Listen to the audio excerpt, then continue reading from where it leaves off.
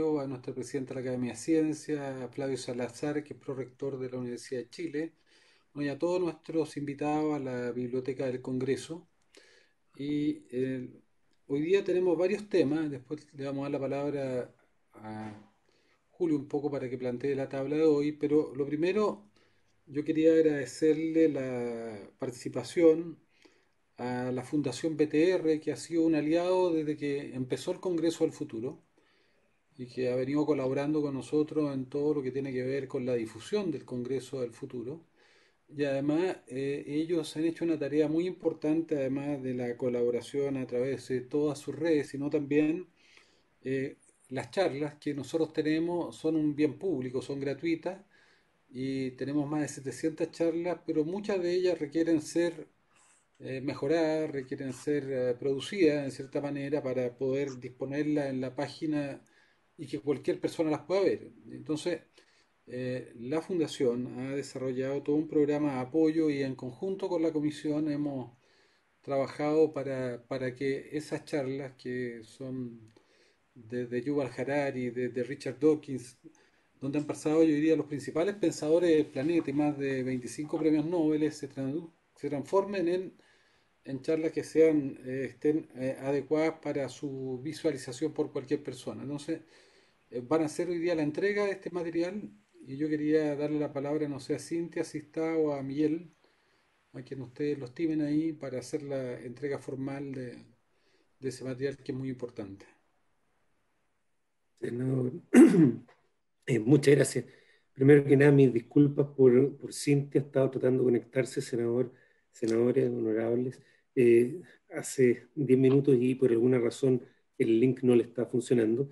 Cintia Soto es la gerente general de la fundación, pero en mi caso, mi nombre es Miguel Ollonarte, yo soy vicepresidente de BTR y de la fundación BTR en particular. Así que con mucho gusto, senador, le hago, le hago los comentarios y le hago la presentación. Si pudiera compartir, porque nosotros traíamos una breve presentación, la razón además de aprovechar esta oportunidad, apuntaba a hacer una breve evaluación de lo que fue este año y cómo este año hemos hecho estos nuevos playground o videos, ¿no es cierto?, que son cortos, que son una mejora a lo que han sido las tradicionales ediciones de los contenidos. Y en ese contexto, si me dan un minuto para tratar de... ¿Puedo compartir Sí, ya estaba para pantalla? compartir, señor Ollonarte. Muchas gracias. No sé si ahí se está viendo. Ahí sí. Sí. Bien.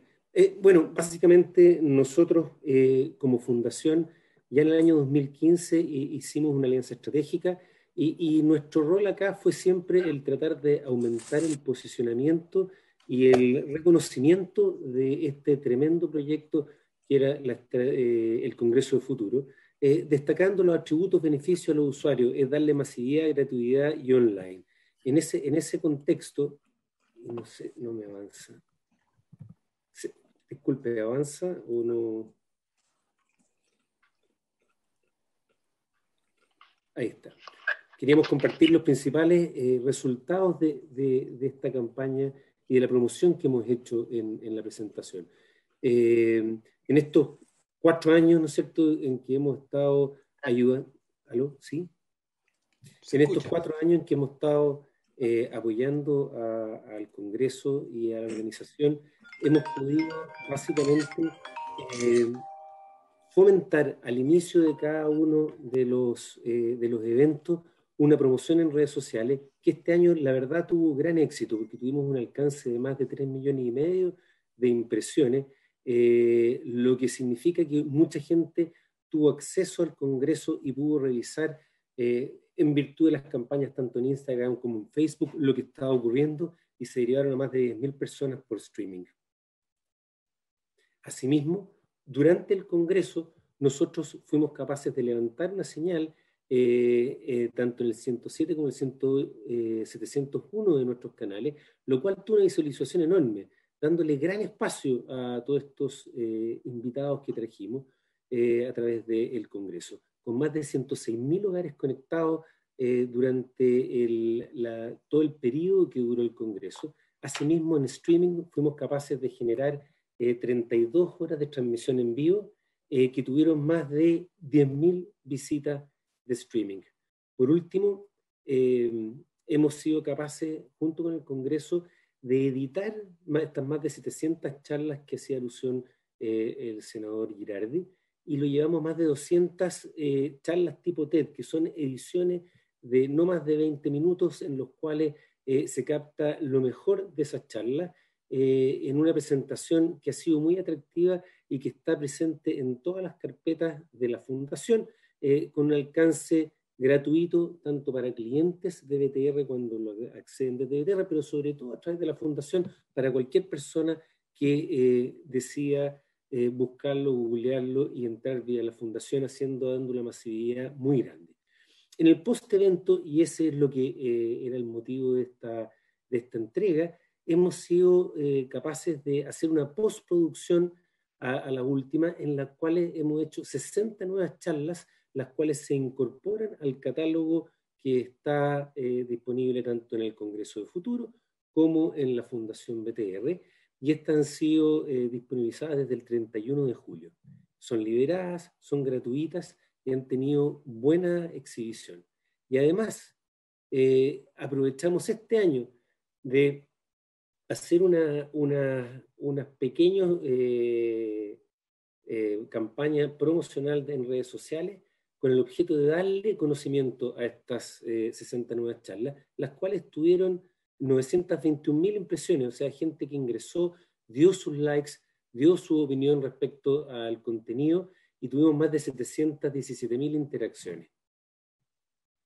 Por último, hemos hecho 30 playground, que son mini presentaciones de estas 60 charlas. En 30 de ellas elegimos un video de aproximadamente 60 segundos, un poco menos de un minuto, donde se concentra lo mejor de la charla, de modo que eso nos sirva para enviárselo a estos expositores y ellos den conocimiento de lo que hicieron en el Congreso, pero también para que esta comisión y los senadores puedan compartir en charlas muy pequeñas pero muy concentradas lo mejor de esas 60 charlas. En ese concepto, senador, quería decirle que no solo esto está disponible y ha estado en forma no lineal, vale decir, alojado en la web, sino también lo hemos masificado a través de la televisión lineal en las distintas regiones donde nosotros tenemos más de 47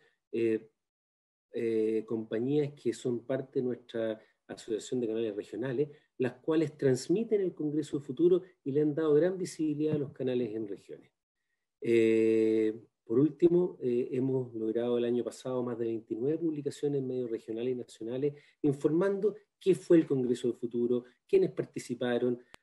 Publicamos a página completa la agenda completa para darle visibilidad, lo que ayudó muchísimo a que este año fuera un éxito y tuviera un mayor reconocimiento aún. Por último, queríamos señalarle que el aporte de la Fundación es mucho más que el auspicio. Como se puede ver, hemos estado trabajando en conexiones de fibra óptica, activaciones de las señales, mediciones de audiencia, gestión de prensa, campañas en redes sociales. Hemos diseñado e implementado banners promocionales que han apoyado el reconocimiento y promoción del evento, la producción de más de 30 piezas en este nuevo formato Playground. Trabajamos en la postproducción, transmisiones vía streamings, producciones de piezas publicitarias y una fuerte campaña tanto en medios propios como en redes sociales.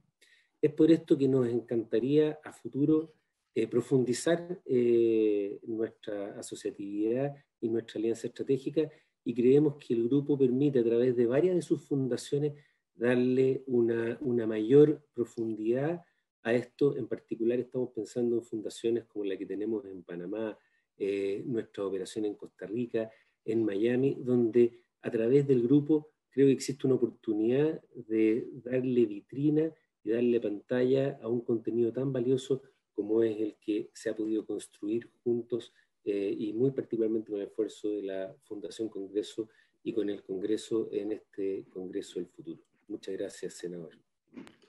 Bueno, gracias, Miguel. Yo no sé si después le vamos a la palabra a los senadores y senadoras si quieren hacer algún comentario. Solo que este año, el Congreso del Futuro, que va a iniciarse el 11 de enero, eh, nosotros tenemos una ampliación del Congreso, que estamos conversando con el gobierno de Argentina, con el presidente Fernández y con su ministro Trota de Educación. Lo estamos haciendo con el canciller mexicano también, queremos hacerlo con Colombia y estamos hablando también con España para hacer una suerte de encuentro iberoamericano con un pensamiento latinoamericano respecto al siglo XXI. Entonces sería interesante ahí, Miguel, coordinarnos por la presencia que ustedes tienen en el resto de los países latinoamericanos. Eso sería muy Por, importante. por supuesto, senador. ¿Quién Perdón, dale Miguel, sí.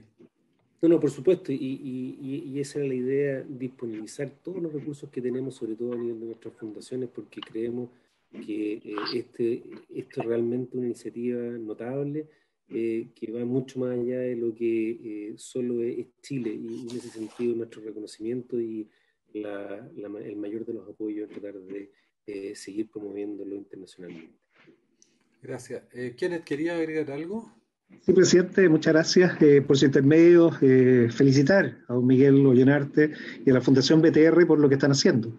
Sin lugar a dudas, la generación de contenidos que se puede hacer a través del mundo científico y el trabajo con el legislador es muy importante que se conozca. Y esta es la esencia de la validación, que es lo más importante de un Congreso abierto a la ciudadanía, y ustedes representan ese canal bidireccional. Hoy las redes sociales permiten precisamente generar esto. En el Senado hemos decidido establecer, y el senador Girardi, quien preside esta comisión, también es miembro del comité editorial, el cual yo integro. Y aquí tenemos un tema tremendo de poder trabajar estos temas que son temas relevantes, no solo para el país, usted ya lo ha explicado, es para toda la región americana, todos los hispanoparlantes que se ven beneficiados. A este congreso también vienen en otros idiomas, pero efectivamente nuestras audiencias son de ese tipo. Y en ese sentido, adelantarles una invitación que le haremos al día 1 de octubre. Tenemos convocada una sesión especial en el Senado para lanzar el mes de la ciberseguridad, octubre. Esta es una ley, la de ley 21.113, y que recoge las iniciativas del hemisferio norte. Europa, 27 países tienen el mes europeo de la ciberseguridad en octubre, y es un mes que también se realiza mucha actividad. La experiencia de ustedes, con lo que ya han hecho en el Congreso Futuro, sin lugar a dudas va a ser muy relevante para que después esta actividad se integre. ¿Y esto por qué? Porque queremos que la ciudadanía perciba a los legisladores, y especialmente al Congreso, a los senadores y senadoras, este trabajo país, que son trabajos de Estado que trascienden a los gobiernos de turno. La principal diferencia es que los senadores y senadoras permanecen 8 años. Y eso da continuidad, y esa continuidad es la que queremos mantener en temas que son relevantes para la humanidad. La transformación digital forzada a la que hemos sido llevados, la pandemia nos ha obligado, requiere de también instalar este concepto de ciberseguridad, más aún ahora que se está licitando el 5G.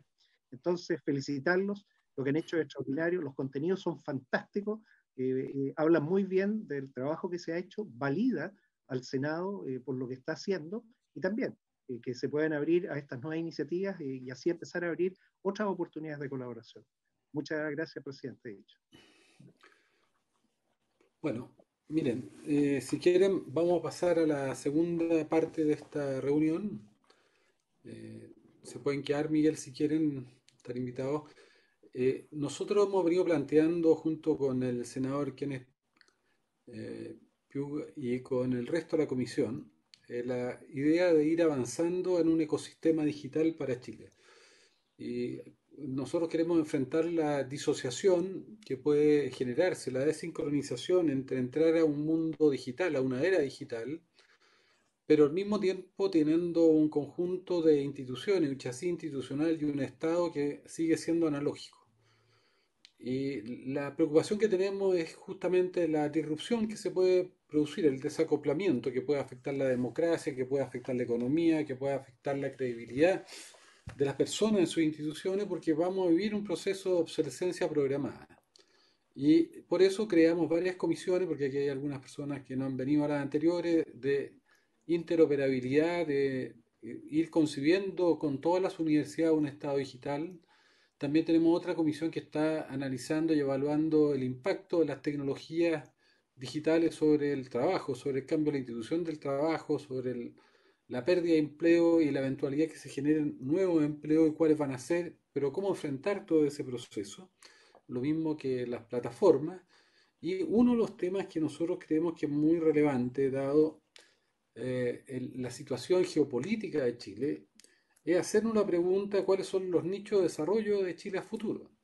De hecho, tenemos una comisión muy grande, cerca de 40 científicos y científicas sobre hidrógeno y energía renovable. Y hemos avanzado de manera muy sustantiva. Elaboramos una política de inteligencia artificial, junto con toda la comisión y también con todas las universidades. Y lo mismo hicimos con política satelital y espacial. Pero una de las preguntas que nosotros queremos plantear, ¿no?, es si Chile tiene alguna ventaja, por ejemplo, para ser un centro global que preste servicio de datos, de data center y de nubes. Por dos razones. Hoy día los datos son el principal elemento en el desarrollo de la inteligencia artificial. Yo diría que las grandes plataformas que se iniciaron como plataformas que tenían como objetivo primero la publicidad, estoy hablando de Google, de Facebook, que se financiaban a través de ellos, yo creo que están cambiando de giro y están derivando hacia la inteligencia artificial. Y están derivando a la captura de datos de manera muy agresiva, no solamente para la personalización de la publicidad, sino porque los datos son el combustible de la inteligencia artificial, son el combustible que requieren los algoritmos para producir una inteligencia artificial de mejor calidad y sofisticada.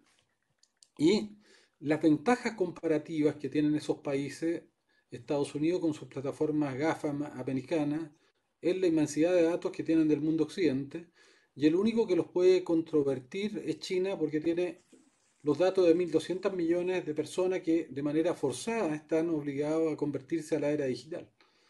Y son esa inmensidad de datos lo que les da una posición, yo diría, de privilegio. Chile, claro, no tiene 1.200.000 habitantes y tampoco tiene los datos de Occidente, pero nosotros tenemos datos que son datos muy específicos, pero que son tremendamente valiosos, que son los datos astronómicos. Chile va a tener 75% de la observación astronómica en el norte y va a tener una cantidad gigantesca de datos. Y son datos que tienen mucho que ver con la evolución de nuestra humanidad a futuro. Para todos los temas tanto comerciales como la minería espacial o de ciencia e investigación, de búsqueda de vida en el universo, de búsqueda de planetas habitables. Pero es sin duda que el desafío espacial es uno de los desafíos más relevantes que tiene la humanidad. De hecho, Estados Unidos hizo lo que nosotros le estamos proponiendo como comisión a la Fuerza Aérea, que deje llamarse Fuerza Aérea de Chile y que se llame Fuerza de la Atmósfera y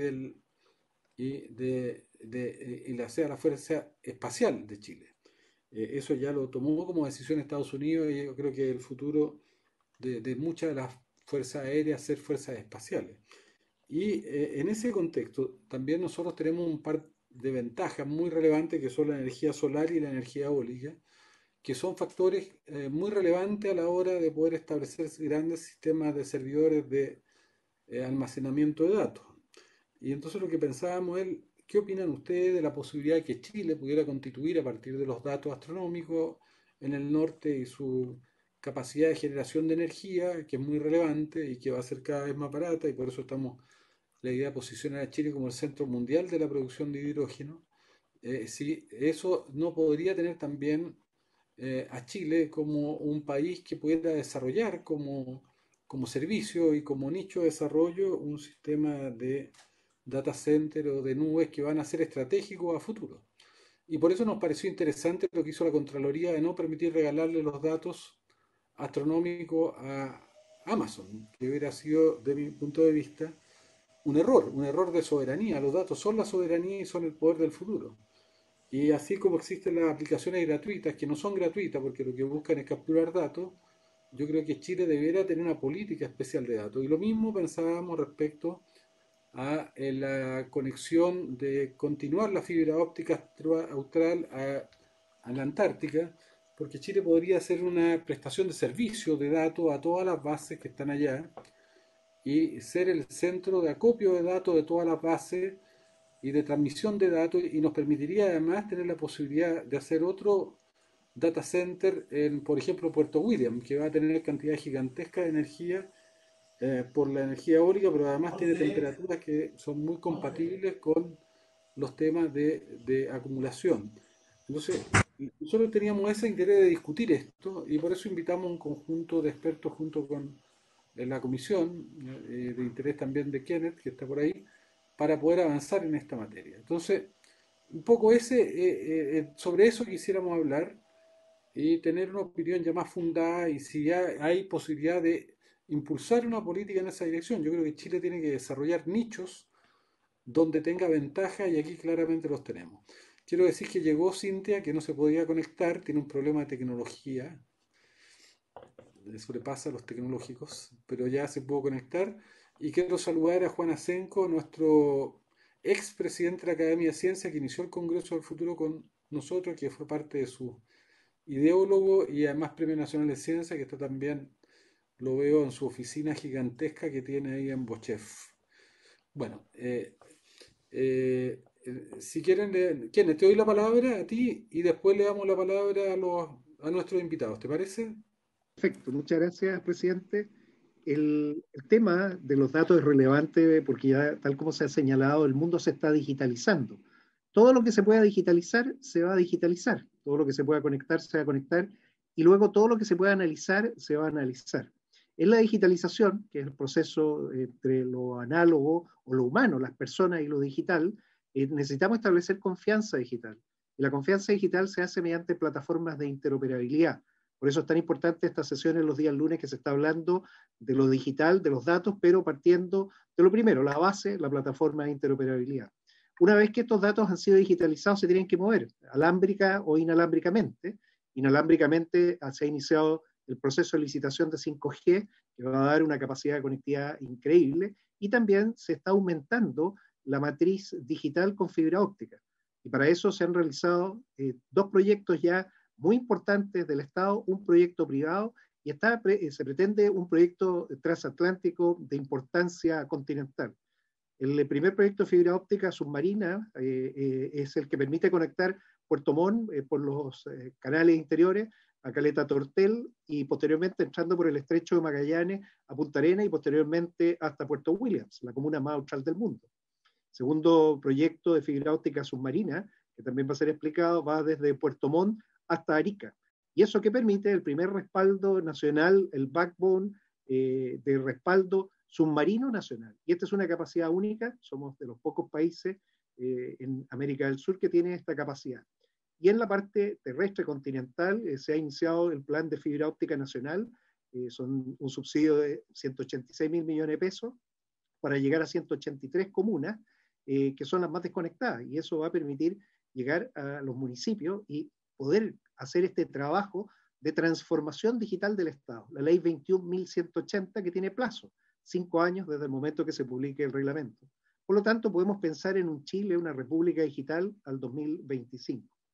El último cable que se está proyectando es el cable de fibra transpacífico, que ya la consultora internacional que se ha trabajado ha definido la ruta a través de Valparaíso, Nueva Zelanda, uno de los países que es potencia digital, que es una de las Digital Leading Nations, hasta Australia, que también al otro lado representa un socio importante, no solo en lo comercial, en lo científico y en lo político. Y desde Australia usan las fibras ópticas allá por lo menos 8 instaladas con mucha capacidad disponible para llegar al sudeste asiático, que es donde están nuestros principales socios comerciales. Pero necesitamos como país definir una estrategia de manejo de datos. Y para eso probablemente una de las propuestas va a ser poder contar con un Chief Data Officer o con una agencia de transformación digital que tenga la labor única de llevar adelante este plan de digitalización. Y ahí nace la necesidad de la soberanía de datos. Ciertos datos por sus características, el disco duro donde están almacenados, y finalmente la nube está en un disco duro en algún lugar, tiene que tener, ojalá, soberanía y territorialidad. Y ese es un tema que estamos discutiendo y por eso queremos conocer las capacidades nacionales de aquellos que tienen experiencia en instalaciones de cables de fibra óptica submarino y de desarrollo de data center. Esto es lo que ha motivado esta sesión y la posterior discusión. Habiendo dicho eso, señor presidente, dejo al secretario para que pueda introducir a quienes van a exponer a continuación. Gracias, señor senador. Se encuentran invitados para esta sesión de la empresa Net Globalis el señor gerente general, don Patricio Morales, Y a continuación hará su exposición el grupo GTD. Está su gerente general, don Ernesto Landaeta, y el gerente de estrategia, señor Ignacio Larraín, y el gerente contralor de asuntos corporativos, señor Jorge Vita. En primer lugar, le daríamos la palabra al señor Patricio Morales. Buenas tardes, muchas gracias. Bueno, ya saludé al señor presidente, señor Girardi, Kenneth también, y a todos los que están participando. Voy a levantar aquí una presentación. Me dijeron que tengo 15 minutos, la cronometré, así que espero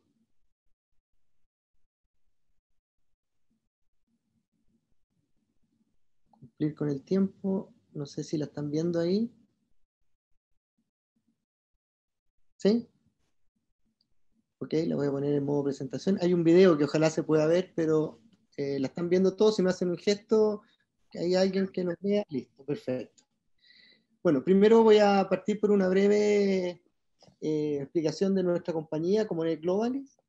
Nosotros somos una compañía que nacimos en el año 2000 y principalmente estamos en la industria de telecomunicaciones y redes, todo lo que son soluciones TI e integración, data center, infraestructura de data center, Tier 3 en este caso, todo lo que son investigación y desarrollo en el tema data analytics, principalmente industria minera, donde estamos trabajando fuerte, y soluciones avanzadas en automatización e integración también en la industria minera, y somos el operador y constructor, hicimos todo el deployment de la fibra óptica austral submarina.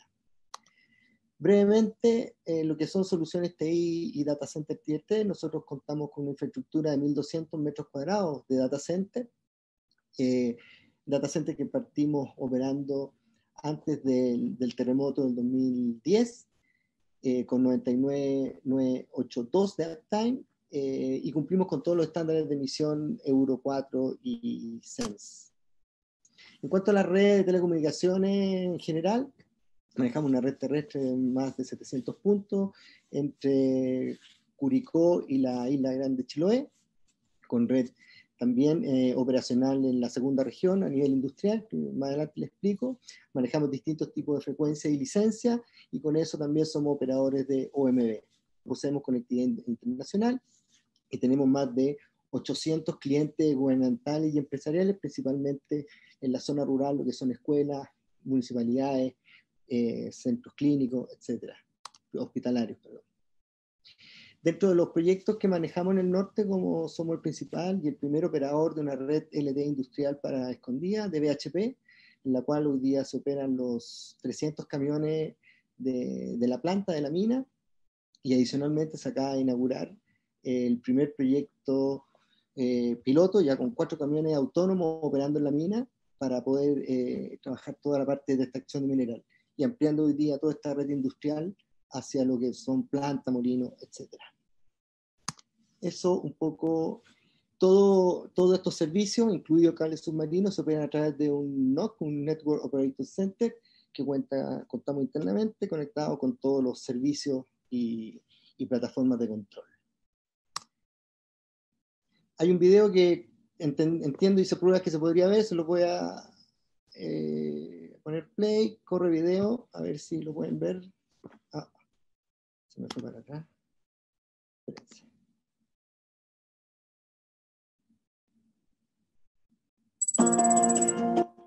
Llega a la región de Magallanes uno de los buques más grandes y modernos del mundo, con más de 2.900 kilómetros de fibra óptica submarina para conectar desde Puerto Williams a Puerto Montt. La fibra óptica submarina austral ya llegó a la región de Magallanes y en algunos tramos está siendo instalada a una profundidad que supera los 4.000 metros. La fibra óptica austral se integra de manera amigable con el medio ambiente, lo que ayuda a mitigar el impacto que producen en el ecosistema los métodos tradicionales. Es la fibra óptica más austral del planeta y una de las más importantes del hemisferio sur. La nueva fibra óptica submarina austral es un hito social y de desarrollo. Te podrás conectar a una velocidad que jamás imaginaste, beneficiando a todos sus habitantes y a todos los sectores económicos de la región. Educación, salud, turismo, ciencia y todas las actividades serán beneficiadas con esta tecnología. Dada la importancia de este proyecto, se ha formado un equipo con la más alta experiencia y profesionalismo, quienes, liderados por el futuro operador CTR, harán realidad este sueño para el extremo sur de Chile. Desde todos los rincones de Magallanes, a cualquier hora y en cualquier lugar, tú, todos se podrán conectar a un mejor futuro y al mundo. Bienvenido, FOA. Fibra óptica submarina austral. El futuro digital de la región de Magallanes ya comenzó.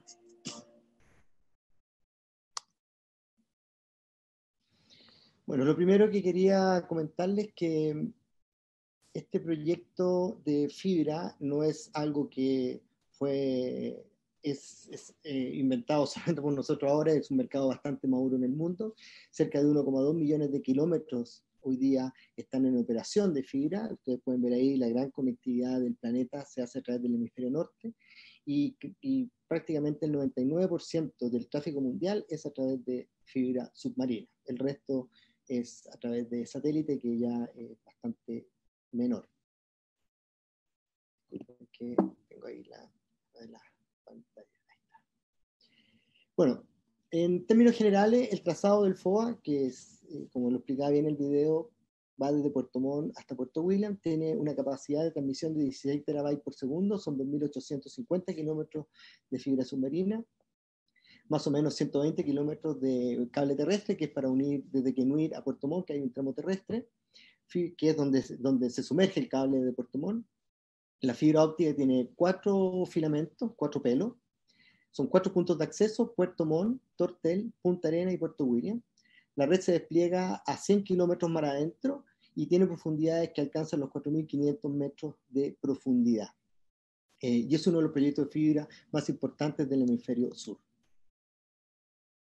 Aquí tengo unas gráficas del proyecto. Este fue un proyecto que se trabajó con tecnología de última generación, integrando varios operadores y empresas, armando un consorcio para el desarrollo de este cable. Nosotros como FOA, como Global y OCTR, nos adjudicamos este proyecto. Esta ingeniería es una ingeniería desarrollada por nosotros para el concurso, y nosotros nos preocupamos de gestionar el proyecto, el financiamiento y obviamente recibir el subsidio. Esta operación finalmente fue por un consorcio de empresas. Una de ellas es Huawei, proveedor de toda la tecnología terrestre, y su filial Huawei Marine de toda lo que es la tecnología submarina, principalmente los repetidores. En lo que es el cable propiamente tal, es una empresa también china, Hanton, y la fibra, lo que va, estos 4 pelos, es una empresa japonesa, OFS, Furukawa Company. Para este proyecto, en su etapa previa, se hizo todo un proceso de batimetría, donde contratamos una empresa de escenografía, una de las más importantes del mundo, EGS, con la cual construimos toda la batimetría por donde iba a ir el cable. En paralelo, un hito del cual está contratado por nosotros para poder supervisar toda esta operación o esta mega construcción es Korea Telecom, una de las principales compañías de telecomunicaciones del mundo y principales operadores de fibra submarina en el mundo por su condición geográfica. Y el constructor, el que hace la instalación del cable, es Orange Marine, los franceses, que tienen hoy día prácticamente el 50% del mercado junto al Alcatel en todo lo que es obras civiles, instalación y deployment de cables submarinos. Bueno, ¿por qué FOA? FOA nace principalmente por las precarias telecomunicaciones que dependen íntegramente de Argentina. Aquí ustedes ven un diagrama lógico a mano derecha, que es lo que hace la gráfica que está ahí del mapa.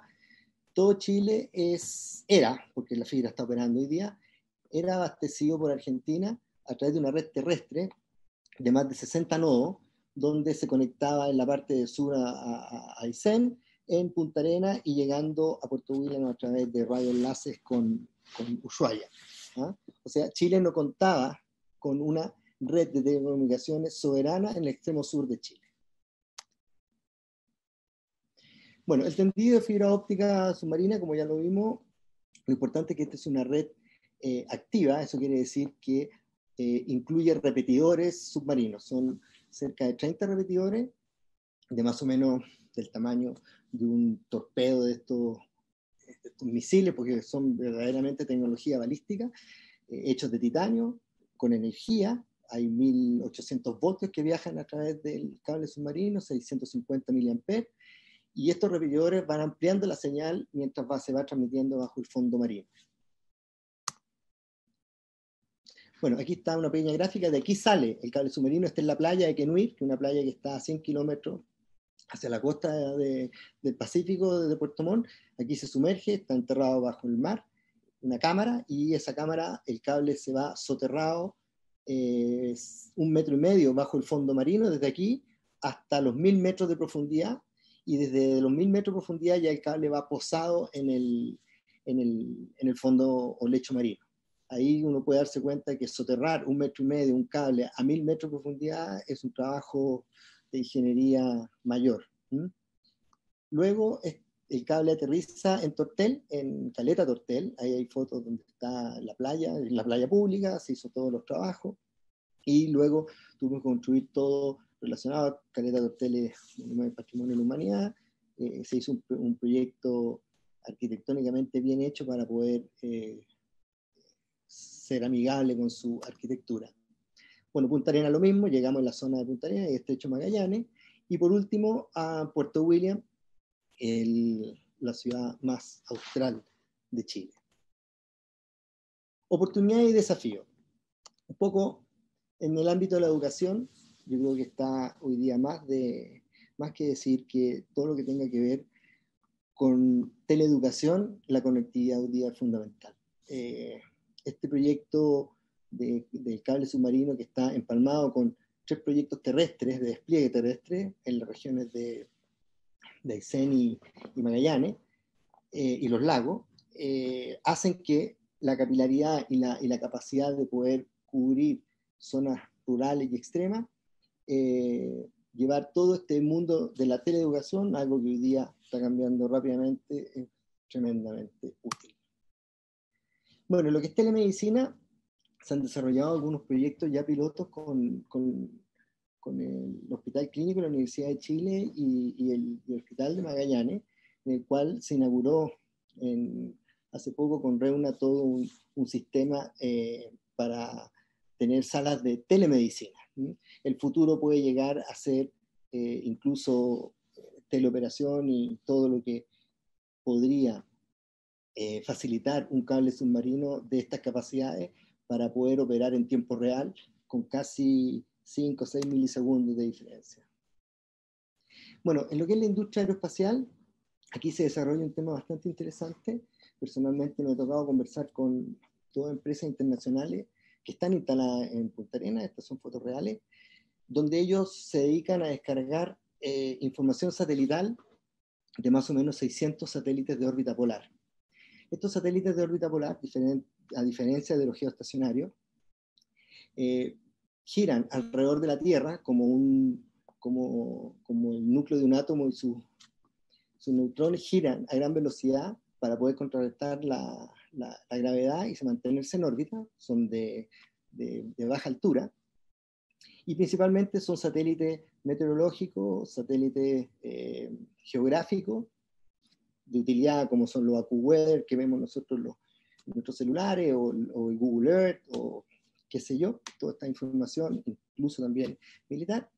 Pero la gran gracia que tienen estos satélites es que giran, pero todos pasan por los polos, sea polo norte o polo sur. Y estas compañías internacionales que prestan servicio a las diferentes empresas aeroespaciales, les descargan los datos, porque el hecho de poner un puerto satelital en un polo tiene la seguridad de captar a todos los satélites que pasan por ahí. Entonces, cuando un satélite viaja del polo norte al polo sur, descarga la información de ese trayecto y después vuelve hacia el norte y descargan la información del norte. Ahora, a mí me tocó conversar con estas compañías, y estos señores era bastante inusual, pero así funcionaba. Cada 2 días bajaban un pendrive que cargaban con un disco duro y tomaban un avión en Punta Arenas y se venían a Santiago, y ahí conectaban y descargaban los datos, que son los datos que nosotros podemos ver. Entonces, yo creo que la primera gran impacto que va a tener en la zona es que hoy día todo este proyecto de satélites de órbita polar, que hoy día son meteorológicos, geográficos, viene todo un proyecto, esto me lo han contado todas estas compañías, viene un proyecto también espacial de telescopios a través de los satélites, o sea, radiosatélite, lo cual hace que esta zona sea privilegiada en su ubicación, porque está en un extremo bien al sur, lo que puede ser Punta Arenas o bien Puerto William, para poder tener toda la descarga de datos. Bueno, no es más que hemos estado en conversaciones con la NASA, que también está buscando poner un puerto satelital para hacer seguimiento de todos sus viajes espaciales por la zona, pero la gran gracia es que hoy día tienen conectividad en la zona, ¿ah? De alta disponibilidad, y eso es lo que acelera y auspicia esta industria en la zona de Magallanes. Bueno, lo que es ciencia ha sido también bastante interesante. Nos tocó hoy día empezar a desarrollar todo un proyecto con el Centro Subantártico Cabo de Horno.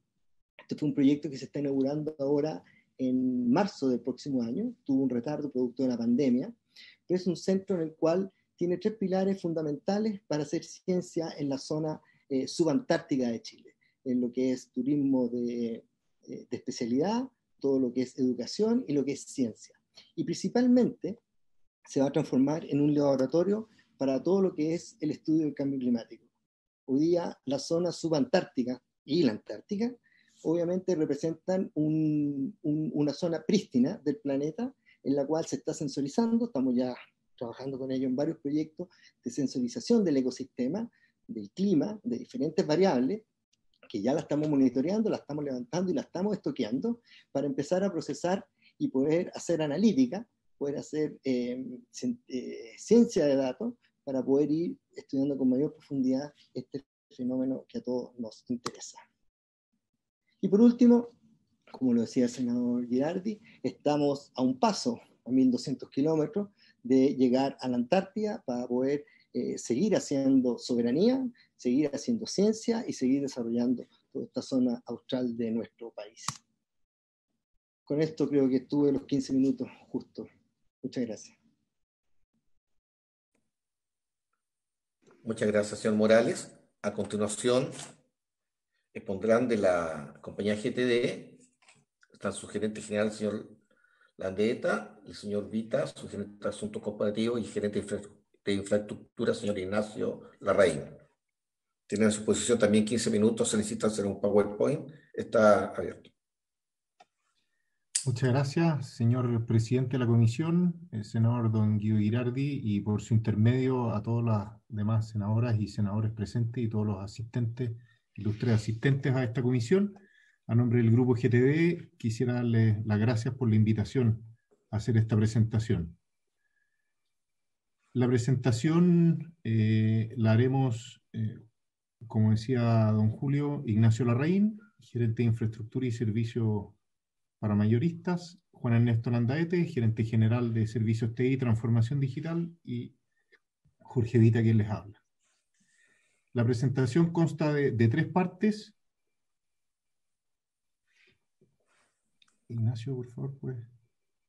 Ahí estamos viendo la agenda. Brevemente vamos a presentarles lo que es la empresa GTD, y a continuación vamos a pasar a los puntos principales de los proyectos que hemos desarrollado en infraestructura en los últimos años, proyectos de fibra óptica y de data center principalmente, y finalmente Juan Ernesto hará lo que para nosotros es una visión de futuro.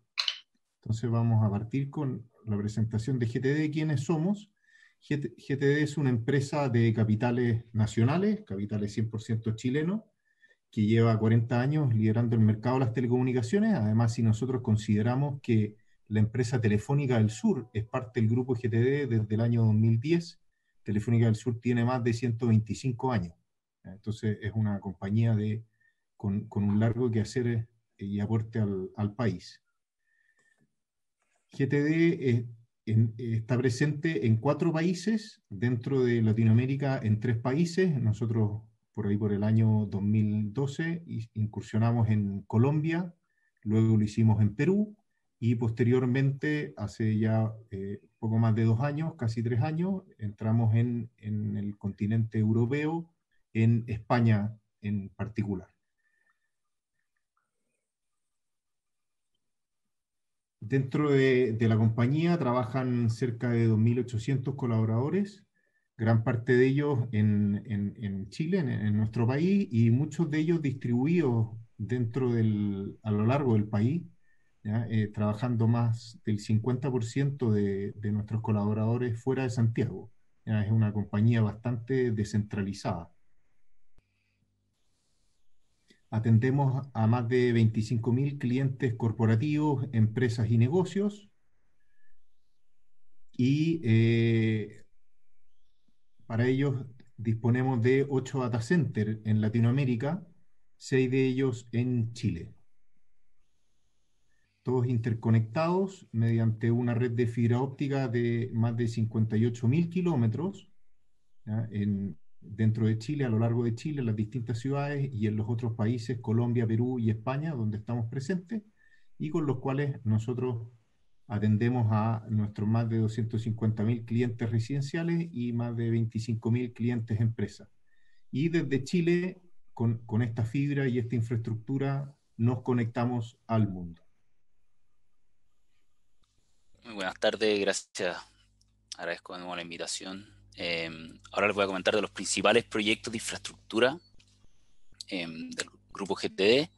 Aquí un poquito de contexto. Ya desde el año 2008 partimos desarrollando cables submarinos en la zona de Chiloé y de Puerto Chacabuco y Chaitén, conectando todas esas localidades, lo que nos permitió ir entendiendo más, ganando experiencia y también generando cobertura en estas localidades bien únicas y bien históricamente aisladas del país. Por ejemplo, aquí hay un caso de Villa Vanguardia, que queda en la zona de Palena, donde hay 8 viviendas y que fue conectada en su minuto por GTD del Sur, en el fondo. Y a esto se suma Santa Lucía, El Amarillo, hay varias localidades pequeñas que a través de esta fibra submarina nos permitió darle la conectividad, empalmando con las redes terrestres, obviamente, a toda esta zona. Otra experiencia en enero del 2020, como comentaba Jorge, ya llevamos un par de años con presencia en España. Hicimos este proyecto en el estrecho de Gibraltar, un cable de cerca de 100 kilómetros que conecta el lado europeo de España en tarifa de la línea con Ceuta, que queda en África. Y así entramos a la razón de esta invitación, que era para contarles más del proyecto PRAT, que es el nuevo estándar de redes para la transformación digital de Chile. Aquí un poco del despliegue y cuál es su topología. Este es un cable que aterriza en 12 ciudades a lo largo del país, entre Arica y Puerto Montt. Las principales, Arica, Iquique, Tocopilla, Antofagasta, Caldera, La Serena, Concón, Cartagena, Constitución, Concepción, Puerto Saavedra y Puerto Montt. Conectando territorios históricamente aislados o con baja conectividad, en el fondo, muy alejados de Santiago, donde está la principal centro de conectividad de Chile, y disminuyendo la brecha digital de nuestro país, y sobre todo en las regiones. Entonces descentraliza toda la capacidad de transmisión, acercando la tecnología y los estándares que hoy día tenemos en Santiago a todo el resto del país. En Puerto Montt, además, se conecta a los cables submarinos existentes que ya les mencioné, abarcando hasta Coyhaique, Chaitén y la Isla Grande de Chiloé. Y además se conecta a nuestro data center Tier 3, que está en la localidad de Puerto Montt, que fue inaugurado hace 2 años y que después vamos a contar más también. Tiene una longitud de 3.500 kilómetros, fabricado en Alemania. Bueno, ahí a propósito que Patricio comentaba el número de filamentos, este es un cable de otras características, no es un cable repetido, sino que es un cable no repetido, es decir, que no está energizado, y que tiene más de 30 filamentos, lo que también nos permite soñar para el futuro, en el fondo, de que vamos a tener mucha capacidad disponible. Entrega nueva infraestructura digital para el desarrollo de todas las industrias que hoy día se están transformando, en el fondo, como la astronomía, por ahí mencionaron el tema del observatorio, la minería, agricultura, educación, con todo lo que ha pasado este año, y ciencias también, entre otras áreas vitales para el desarrollo nacional, pero muy enfocado, claro, en disminuir esta brecha y habilitar el desarrollo en las regiones.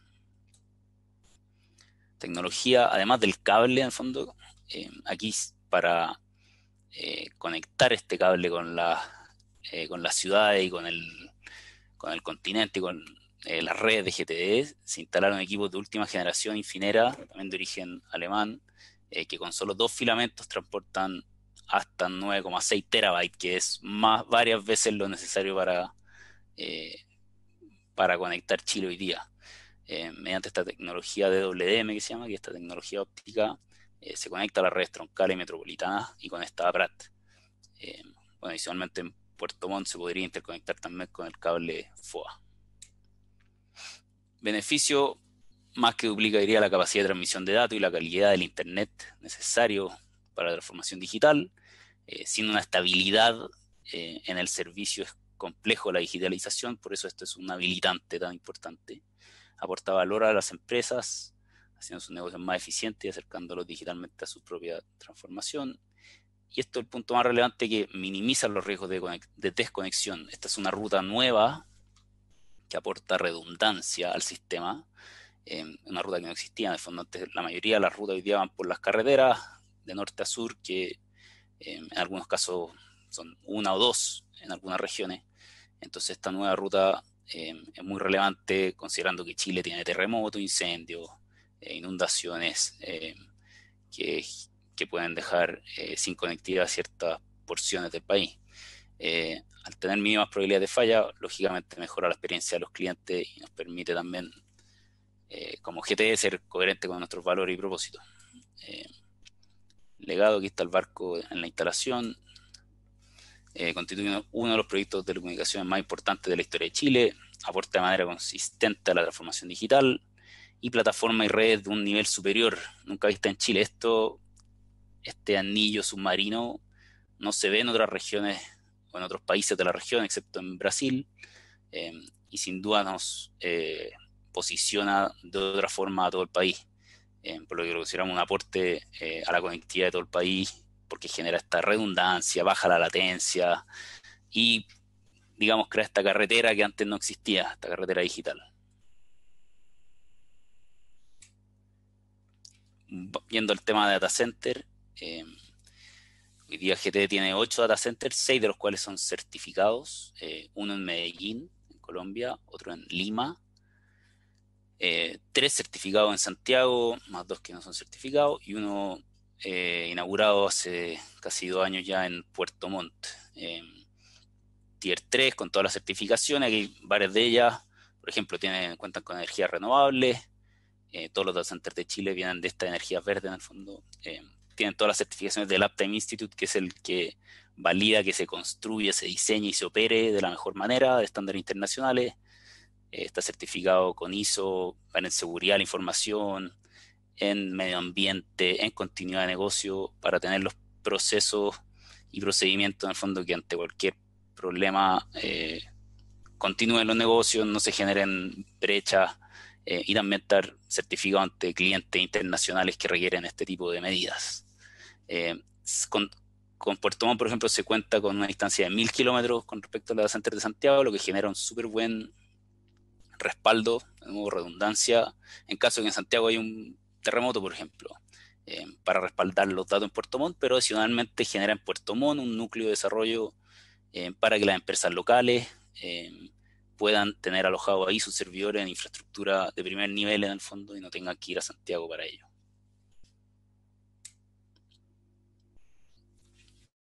Ahora dejo a Juan Ernesto. Muchas gracias, Ignacio. Muchas gracias, senadores, y el resto de los invitados. Hacia adelante. Agradecer la oportunidad de estar acá, conversar con ustedes rápidamente en estos 15 minutos y hablarle. A mí me toca la parte más difícil, ¿verdad? Que es hablarle de cuál es el futuro y qué es lo que estamos viendo nosotros como futuro. Desde GTD, toda la parte de la base que explicaba hace unos minutos Jorge e Ignacio, esa parte de infraestructura es la que nos va a permitir tener el futuro. Y la pandemia nos aceleró todos estos cambios que veíamos que iban a venir en unos 5 años hacia adelante. y todo lo contrario, ¿no? Vemos que están ocurriendo ahora y que nos tienen que poner en una mejor posición, pero a muy corto plazo, ¿verdad? Porque tenemos que adaptarnos, tenemos que transformarnos. Entonces, esto no es un eslogan, esto es la realidad. Y esa es la parte difícil, porque tenemos que lograr acelerar y apalancar todas estas inversiones y todos estos proyectos que ya tenemos implementados. Entonces, hay temas como inteligencia artificial, analítica avanzada, redes sociales, IoT, 5G, robótica, blockchain. Todo esto requiere de una infraestructura que le dé confianza al usuario final, que acerque al usuario final. Cuando hablamos del edge computing, estamos buscando conseguir los datos que están en el usuario final, lejos, no están en Santiago, están distribuidos por todo el país.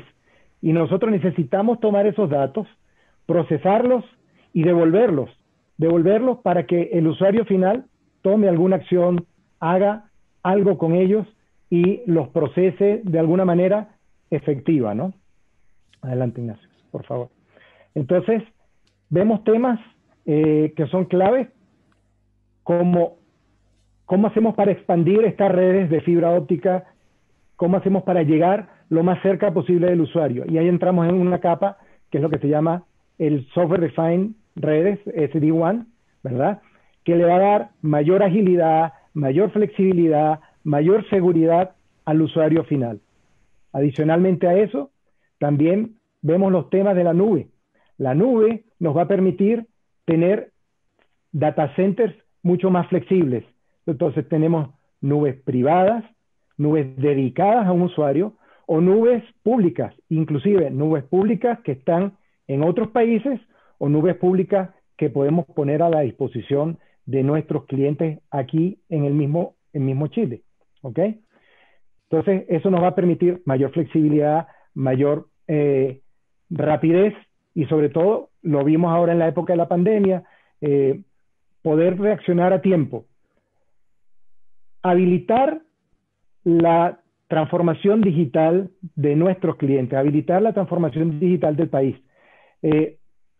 Poner un dron a volar, pero no volando solo, volando remoto, volando, tomando fotos, viendo videos, analizando las cosechas, analizando los campos, por ejemplo, pero obteniendo información que puede ser procesada de inmediato. Y todo lo que tiene que ver con inteligencia artificial y con robótica también requieren tiempos de respuesta que son mucho más rápidos, requieren volúmenes de datos que necesitan ser transferidos mucho más grandes, ¿verdad? Y precisamente esos análisis son los que nosotros necesitamos apoyar a procesar. ¿Ok? El ejemplo de la telemedicina. Telemedicina no solamente para tener un doctor o un médico con el cual podamos conversar y pueda monitorear ciertos instrumentos conectados al paciente, sino también poder hacer una operación. Comentaba Patricio el caso de lo que es tomar control remoto de un bisturí, tomar control remoto de un camión que está haciendo una operación en una mina. Si nosotros nos imaginamos que no hay nada más rápido que la velocidad de la luz, entonces no hay nada más rápido que la fibra óptica. Y todo estos procesos de conectividad requieren procesar grandes volúmenes de información en tiempo real. Este ejemplo también es muy ilustrativo, nos gusta mucho hablar al respecto porque hacemos las pruebas, o se hacen las pruebas, perdón, de los vehículos, uno los destruye contra una muralla, ¿verdad? Con una cantidad gigantesca de sensores, pero eso cuesta mucho dinero. Hoy en día, con los gemelos digitales, uno puede tener un modelo digital de ese vehículo, el ejemplo de la turbina que está allí, y uno va optimizando los sistemas de manera de poder entender qué es lo que está pasando con cada una de las variables en tiempo real, sin necesidad de destruir una turbina, un vehículo, y hacer la adaptación y buscar las mejoras para poder tener todos esos procesos optimizados. Y no es solo ficción, el futuro no está tan lejos. Junto con el Depósito Central de Valores y la Bolsa de Santiago, tenemos ya más de un año trabajando en un consorcio que ahora se llama AUNA. Es un consorcio de blockchain para hacer negocios. Es un consorcio donde estamos trabajando, investigando y desarrollando en temas de blockchain para garantizar la seguridad de los datos, para garantizar la trazabilidad de la información. Y esto, a medida que vayamos trabajando, a medida que vayamos generando estos proyectos, lo vamos a ir incluyendo en casos reales en el mercado financiero, específicamente acá en Chile. Y para nosotros, resumiendo, GTD acompaña a sus clientes en la transformación digital de negocio porque habilitamos esos cambios, habilitamos los beneficios que la tecnología de punta les puede entregar, buscando que se simplifique y se mejore la vida de cada día de nuestros clientes. Y lo hacemos pensando en futuro, lo hacemos pensando en que el futuro es interconectado y que al final son seres humanos de los que nos interesa conectar, los que nos interesa simplificarle la vida en un ecosistema de innovación totalmente democratizado para todos los usuarios. Muchísimas gracias por el tiempo y disponibles acá para conversar y responder las preguntas que podamos. A continuación se abre un tiempo para preguntas de los señores senadores y respuestas de los señores invitados. Ahora se ofrece la palabra.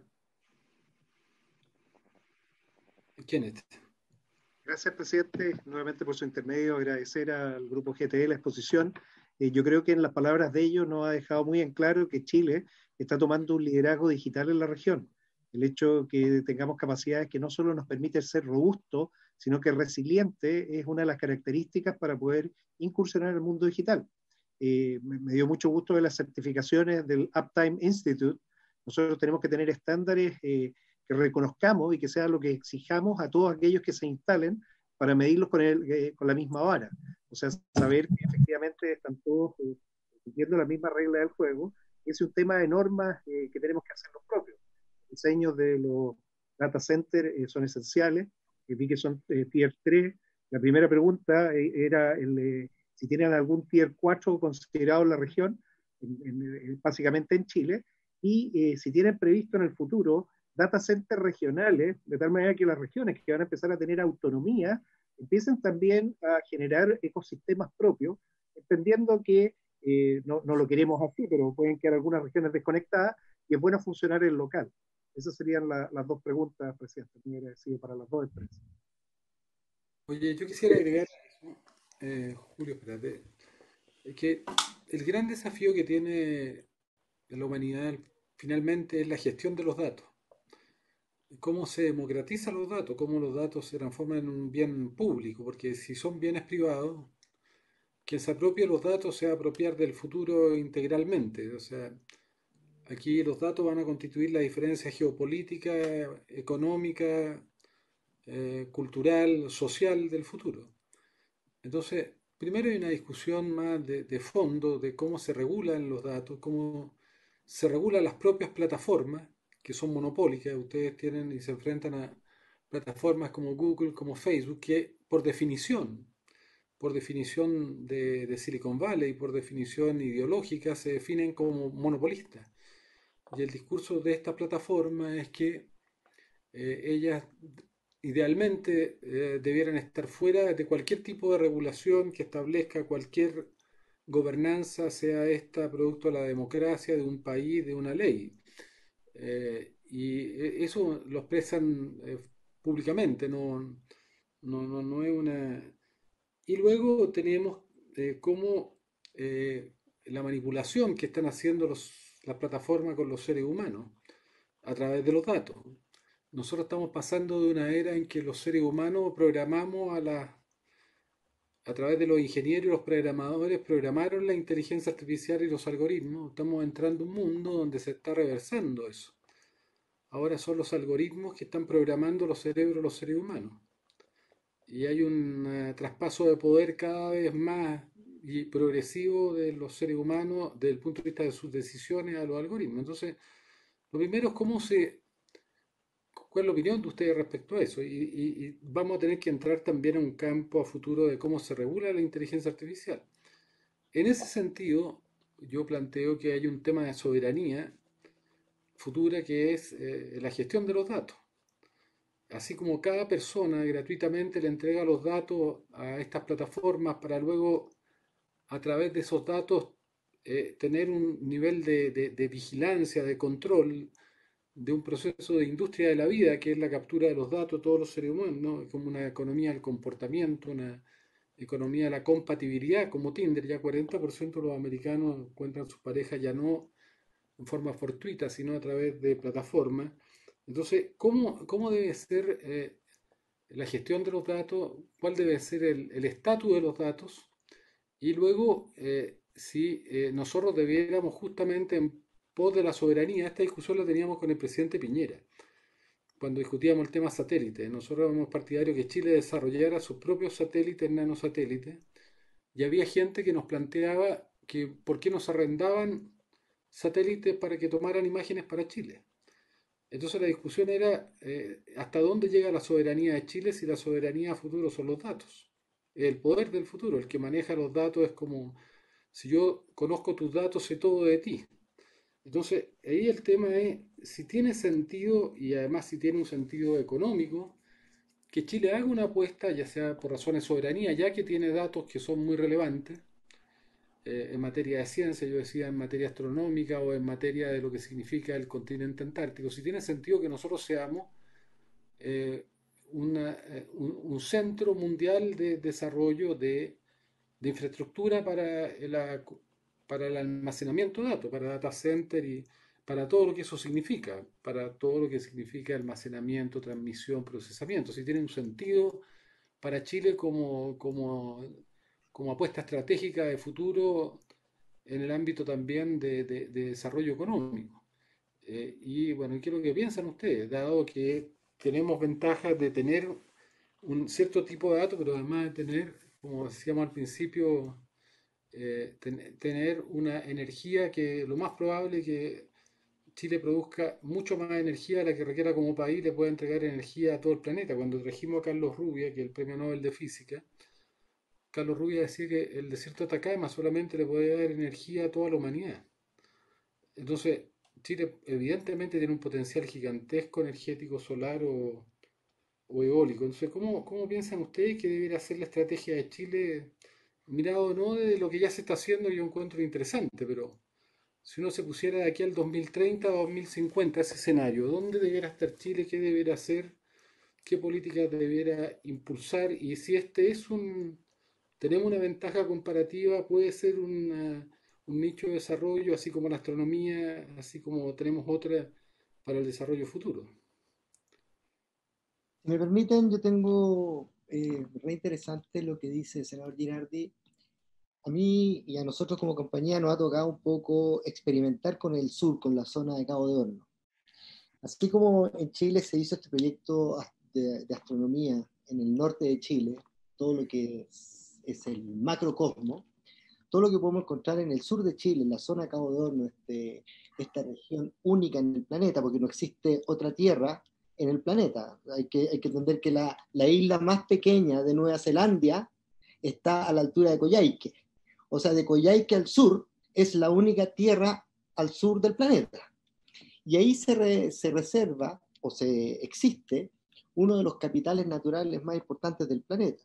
Hay que saber, y todo esto lo he ido aprendiendo porque he estado con el mundo científico, que hoy día está muy interesado en desarrollar y levantar datos. Yo creo que la primera fase en este mundo de la inteligencia artificial, de la analítica, de los algoritmos para poder predecir, está en la captura de datos, en generar los datos, ir a la cacería de los datos. Esto es sensorizar, en términos simples.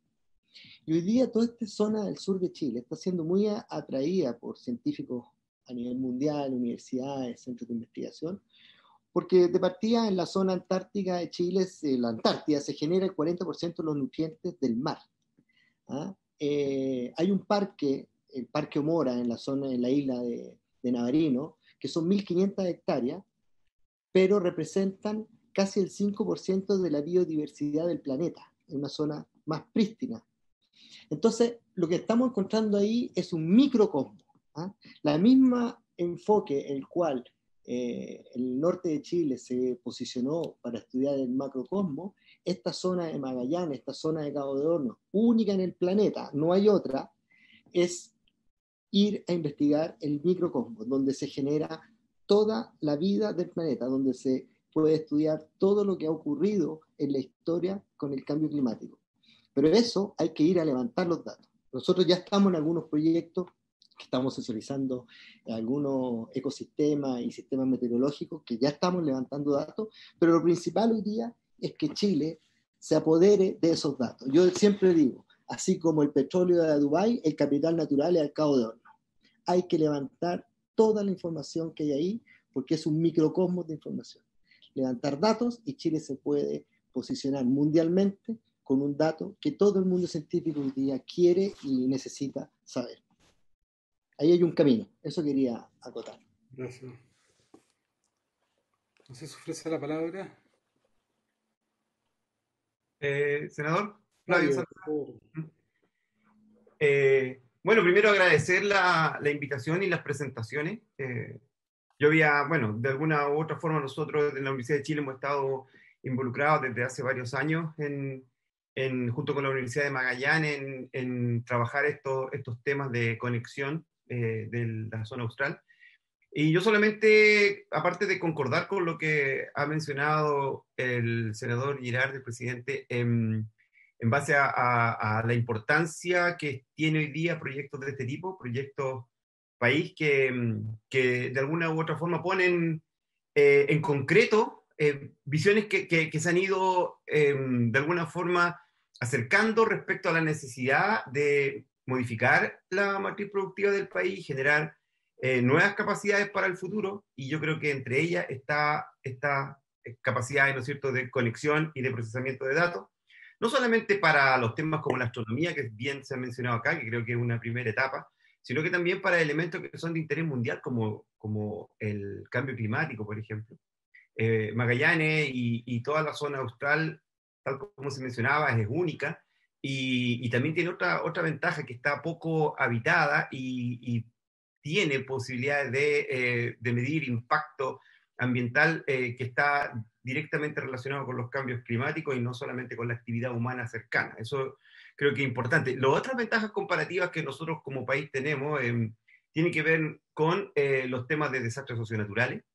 Allí el generar, ¿no es cierto?, redes en las cuales puedan recolectar información de diferentes puntos del país en una de las zonas sísmicas más importantes del mundo, y no solamente sísmica, sino que también volcánica, etcétera, ofrece un interés que probablemente de contar con estas capacidades, ¿no es cierto?, de procesamiento de datos va a facilitar el interés internacional de poder establecer, digamos, proyectos asociativos que permitan que Chile se posicione, así como se ha hecho en los temas, ¿no es cierto?, de astronomía, con otras temáticas científicas.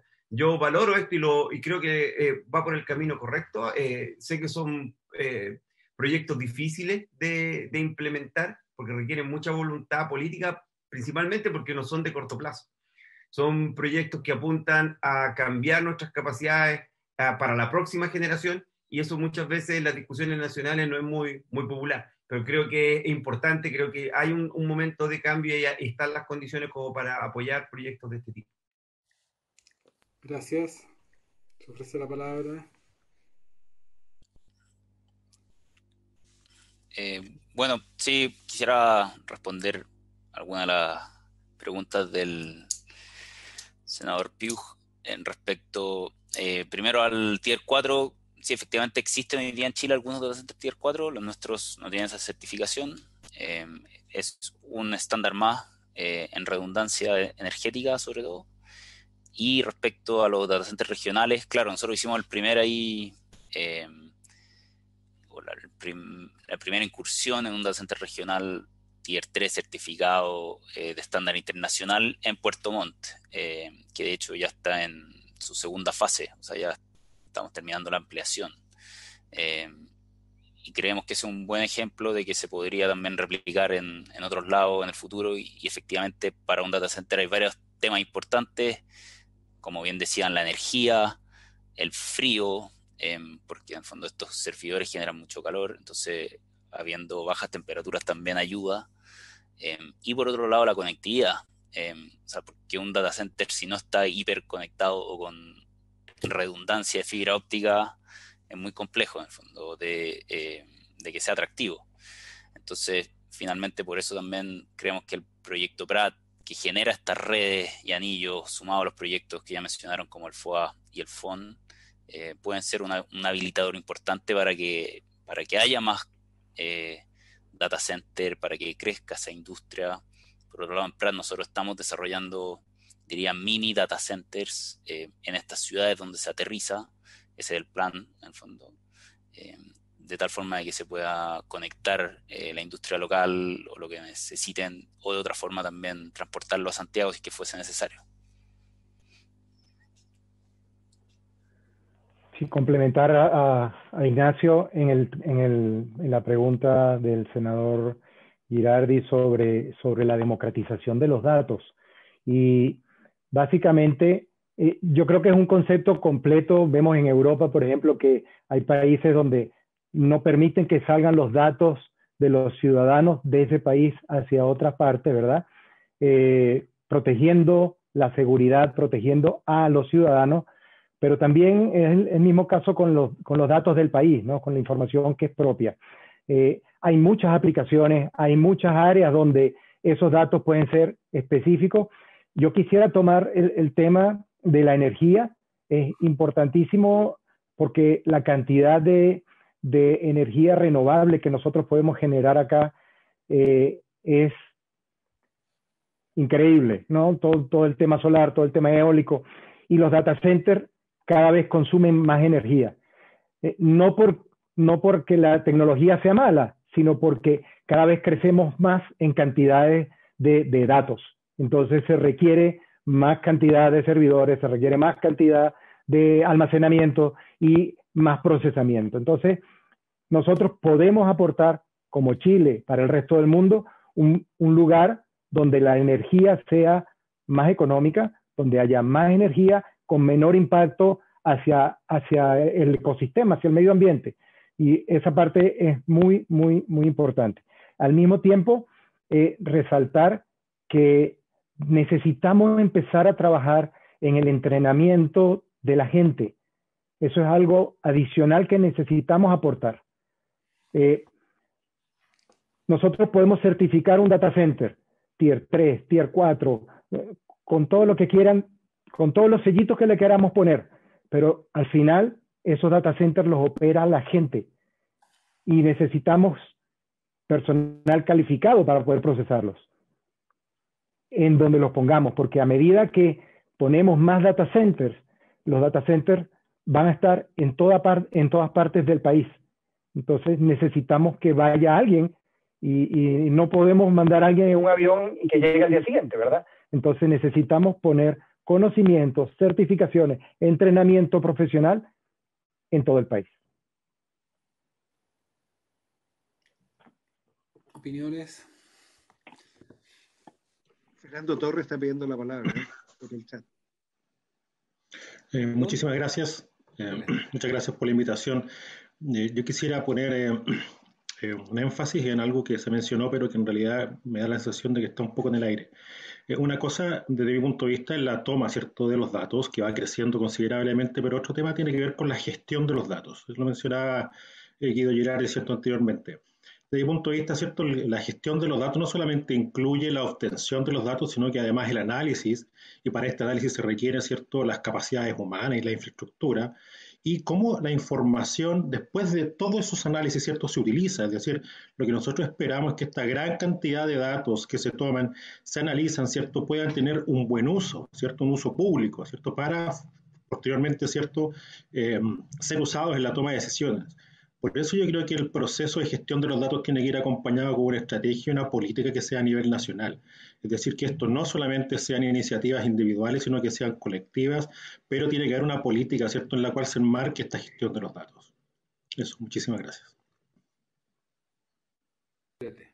¿Quién? ¿Opiniones?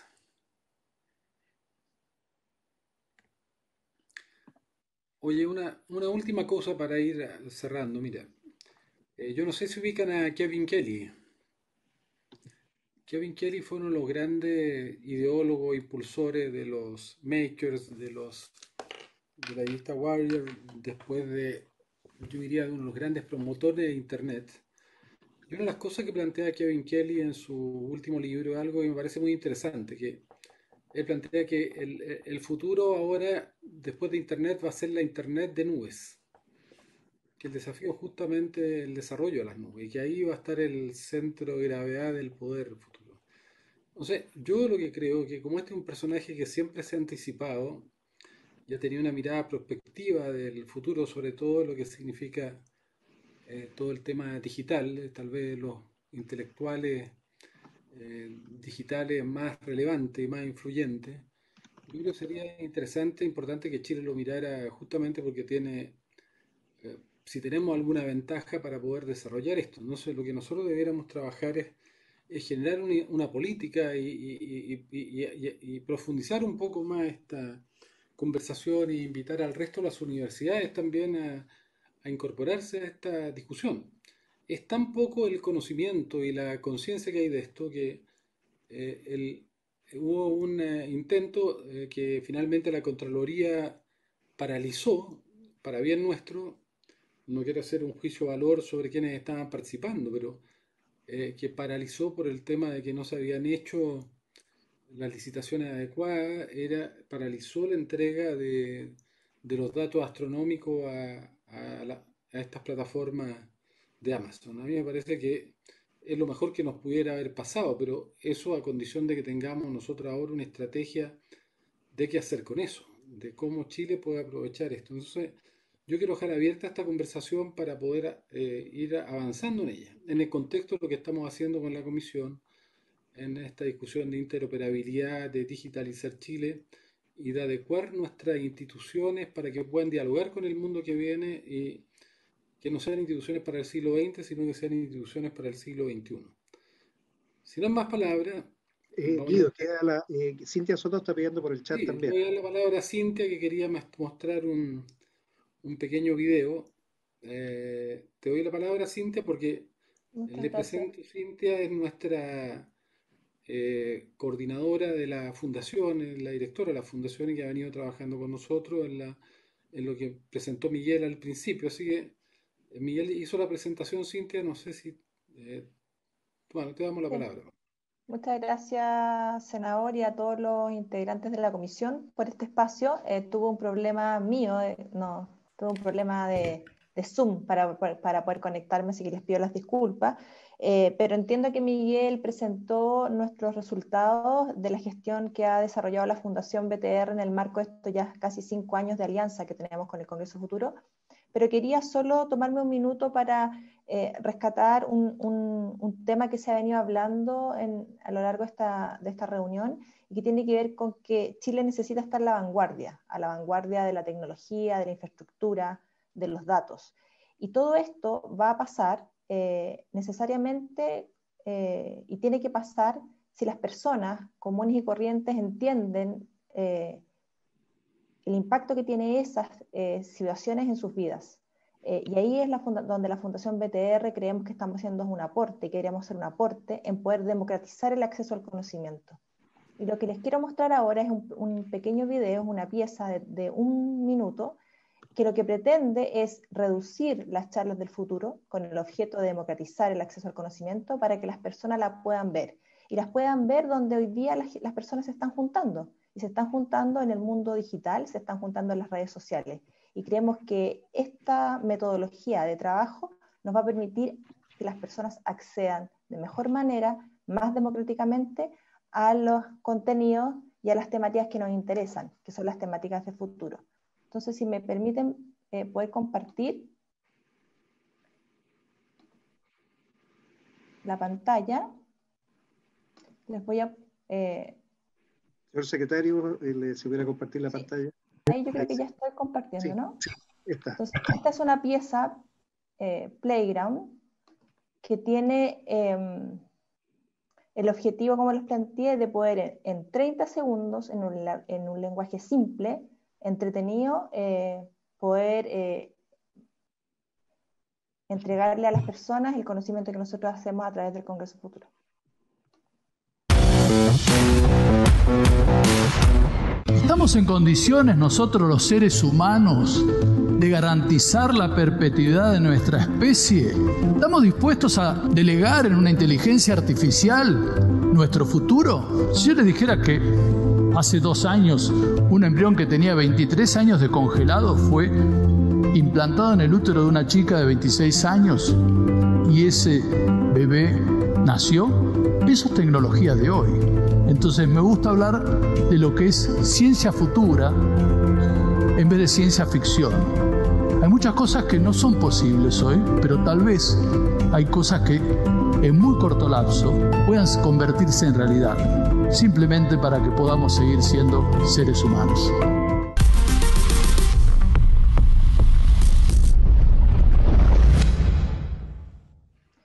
Bueno, estas charlas espero que se haya escuchado bien y que se hayan visto bien. Estas playgrounds son 30 playgrounds que ponemos a disposición de hoy día de la Comisión y del Congreso Futuro para ser distribuidas a través de una campaña de redes sociales de todos los socios que forman parte del Congreso Futuro y también para ser entregada a los expositores. Hicimos una prueba con David Carroll, el expositor del año pasado, uno de los expositores del año pasado, y le mostramos esta playground y lo que nos comentó es que habíamos sido muy eficientes en poder reducir su charla de más de 30 minutos en 1 minuto. Así que estamos muy contentos de poder dejárselo, senador Girardi, y también al resto de los senadores que nos han acompañado en este proceso, este regalo de 30 playground que queremos disponibilizar para todos los ciudadanos del país. Muchas gracias. Bueno, muchas gracias. Nosotros, como les decía, tenemos más de 700 charlas de los principales pensadores y pensadoras a nivel del planeta y debemos tener unas 300 más de intelectuales chilenos y chilenas. Y la idea es justamente que Chile se transforme en un centro de pensamiento nuevo del siglo XXI. Y así como exportamos vino, exportamos fruta, exportamos recursos naturales, siempre nosotros hemos tenido como el deseo y la pasión de que Chile exporte contenido, exporte ideas, exporte reflexiones y sea la vanguardia en muchas de estas reflexiones. De hecho, con el mundo científico hicimos esta ley de etiquetado que hoy día se ha hecho ya en muchos países, se acaba de hacer en México, se está haciendo en Argentina, en Canadá, en Israel. El día miércoles próximo vamos a ser el primer país en el mundo que junto con la comunidad científica mundial, liderada por Rafael Yuste, que es el director mundial del proyecto Cerebro Humano llamado Proyecto Brain, que era el proyecto del presidente Obama, que encomendó a Rafael Yuste dirigirlo a nivel mundial.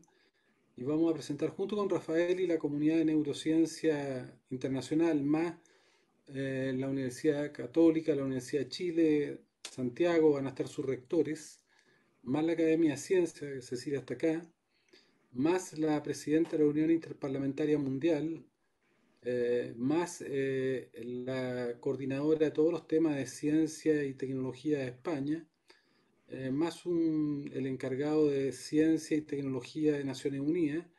Vamos a presentar el primer esfuerzo de una legislación de protección de neuroderechos y de hacer de los datos mentales o darle a los datos mentales un estatus equivalente a los órganos. ¿Por qué? Porque ya con el desarrollo de la neurotecnología, ya en laboratorio se puede leer pensamientos, emociones, se pueden incorporar pensamientos y emociones en los cerebros de las personas que no son de ellos. Pero el problema es cuando se avanza la industrialización de estas tecnologías. Y el 25 o el 28 de agosto, no sé si ustedes pudieron ver, Elon Musk lanzó su proyecto Neuralink de interfase cerebro a cerebro, donde ya se van a poder comunicar pensamientos de un cerebro humano a una máquina para poder hacer acciones que son simples, prender la luz de la casa, echar a andar una máquina, pero también esa interfase permite la conexión directa cerebro a cerebro y permite poder traspasar pensamientos de un cerebro a otro e incluso, según Elon Musk, permitiría en un futuro muy cercano pensamientos que uno tiene, experiencias que uno tiene, poder subirla a una nube y dejarla guardada y poder vivirla a posteriori. O poder entregarle la experiencia que uno vivió a otro ser humano y que la viva como experiencia propia. Y es un desafío gigantesco entonces generar un uso adecuado de esto, porque esto puede tener un uso para la medicina, por ejemplo, para pacientes con esquizofrenia que requieran un recableado de su cerebro, de su cableado neuronal, o para personas que tienen Alzheimer o que tienen patologías mentales, pero evidentemente el poder conectar el cerebro de un humano a un cerebro central, o a Google, o poder conectar el cerebro a otra persona, o el poder establecer tecnologías que permiten, entre comillas, leer los cerebros y leer emociones y leer el inconsciente, es traspasar la última frontera, porque cuando yo decía los datos nos neuroprograman, los datos nos neuroprograman a través del conocimiento integral que tienen de nuestras vidas y a través de los algoritmos, pero es todavía un proceso estadístico de capacidades muy potentes. Pero ya cuando se meten dentro de tu mente es traspasar la última frontera. Esa es la última frontera del libre albedrío del ser humano. Entonces, vamos a presentar el primer proyecto a nivel mundial en Chile, patrocinado por esta comunidad de cerca de 20 los más importantes neurocientíficos del planeta, con nuestras universidades y con nuestra Academia de Ciencias, y la idea es que este proyecto sea el piloto para poder desarrollarlo en otras partes. Entonces, eso es la idea que nosotros tenemos del Congreso del Futuro, es decir, ir generando la frontera, ir avanzando y reflexionando sobre las fronteras de los distintos desafíos que tenemos por delante, donde nosotros podemos tener capacidades propias. Entonces, los dejo invitados por si se quieren sumar ese día. Vamos a hacer esto también lo hemos conversado con el presidente de la República, o sea, un proyecto muy transversal eh, que no tiene signo político, ideológico, pero evidentemente que es un tema político a futuro de la mayor importancia. No sé si hay alguna otra palabra y cerramos. Sí, Guido, solo comentar lo que señalaste respecto a Kevin Kelly. Yo creo que es muy importante establecer ese contacto. Él, aparte de haber fundado la revista Wired y estar relacionado con todos los espacios Maker, permitiría que pudiéramos también en paralelo, en el mes de enero, cuando se realiza el Congreso Futuro, hacer uso, cuando ya esté listo el Parque Barón, que se va a hacer un gran parque público abierto que queremos postularlo a ser un campus 5G. La licitación del 5G está visto como las contraprestaciones, el desarrollo de campus académico. Está la Universidad Católica del Paraíso, con el profesor, el académico Mauricio Rodríguez, quienes están llevando adelante investigación muy avanzada en temas de comunicaciones digitales inteligentes, y también estamos viendo los temas de inteligencia artificial y de ciberseguridad, entendiendo que todo lo que se digitaliza tiene que tener un esfuerzo paralelo y crear una nueva cultura de ciberseguridad. La cultura de la protección de los datos. Cuando hablabas de los datos son abiertos o cerrados. Lo público y privado lo mismo, quién es el Estado dueño, porque el Estado no es dueño de los datos, son las personas. Y la persona es la que tiene como titular que decir qué van a hacer con sus datos. Entonces hay personas que pueden decir perfectamente, sabe mis datos, úsenlos, yo quiero darlos a la humanidad. Y siendo una persona privada, puede perfectamente el dato estar abierto. Entonces este tema tenemos que reflexionar profundamente y entender que en esta nueva cultura digital, la ciberseguridad tiene dos pilares: la protección de los datos personales y la protección de la infraestructura crítica de la información. Hoy lo que vimos fue esto: fibra óptica, data center, ciertos sistemas caen, todo lo que estamos hablando y todas las inteligencias artificiales se acaban. Entonces, esta Internet de nubes va a ser posible en la medida que entendamos eso: el respeto a la propiedad, a la titularidad de los datos que tienen las personas, el consentimiento que tienen que dar y la protección que le tenemos que dar a estos sistemas para que operen bien. Yo creo que perfectamente podríamos invitarles en las próximas sesiones ahora a instituciones de gobierno, por ejemplo, al servicio civil, para ver cómo hace el manejo de los datos, de qué forma están trabajando ellos, al servicio de impuestos internos, y conocer también de las plataformas de interoperabilidad, que es lo que están usando, porque esa instancia, tal como lo dijo Alejandro Barro, es el santo grial de la transformación digital. Si logramos que se haga con certeza jurídica de todos los actos digitales del Estado, de las personas naturales jurídicas y de los dispositivos, o sea, se crea confianza digital desde el momento mismo que abandona el espacio físico real al espacio virtual digital, vamos a poder avanzar, yo creo, mucho más tranquilos, porque si no, vamos a estar sujetos a muchos vaivenes. Podríamos perfectamente armar una agenda entonces ahora para ir abordando el tema datos públicos, datos privados o datos abiertos, datos cerrados. Yo creo que ese puede ser el debate que queremos instalar. Bueno, si no hay más, le agradecemos la reunión. El día, por si hay algún interesado, el día jueves vamos a tener una comisión de Juan Pablo Torres, que vamos a presentar un modelo para generar escenarios futuros con todas las universidades, sobre justamente tener una visión prospectiva y tener la capacidad de visibilizar o anticipar y gestionar la incertidumbre de los cambios exponenciales que está generando la tecnología y la ciencia.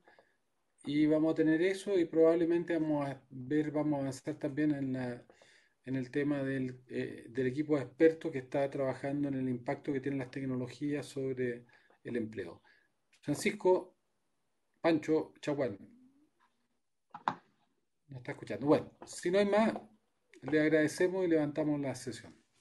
Muchas gracias a todos, muchas gracias a GTD y Fundación BTR, y también